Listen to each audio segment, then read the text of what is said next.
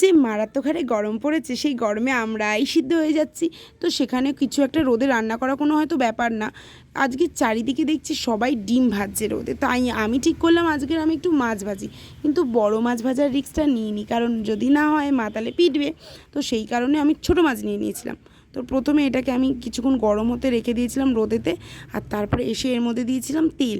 তেল দিয়ে নিচে চলে গেছিলাম, গিয়ে হালকা করে আবার একটু ওপরে এসে আমি একটুখানি দেখলাম হালকা হয়তো গরম হয়েছে, তাই জন্য আমি এর মধ্যে মাছগুলো দিয়ে দিলাম। এবার আমি প্রথমে বললাম হয়তো হবে না, তার কারণ দেখো খুব একটা কিছু বোঝা যাচ্ছিলো না। তারপর আমি নিচে চলে যাই, ও মা, কিছুক্ষণ পর ওপরে এসে দেখি পুরো যেমন গ্যাসে রান্না করলে হয় সেরকমই পুরো যেরকম চিরচির করছে। আর একটু ওপরে উঠতে দেরি হয়ে গেছিলো, তাই জন্য মাছগুলো একটু বেশি ভাজা হয়ে গেছিলো, যে কারণে একটু কড়া কড়া ভাজা হয়েছে। বেশ ভালোই কিন্তু একদিক দিয়ে। তো এত ভালো একটা গ্যাস ছাড়া আমি তেলে মাছ ভাজা দেখিয়ে দিলাম, তার জন্য একটা লাইক তো বানতে হয়, আর সাবস্ক্রাইবটাও অবশ্যই করে দিও, ঠিক আছে? এত কষ্ট করে রোদে দাঁড়িয়ে করেছি বলে কথা।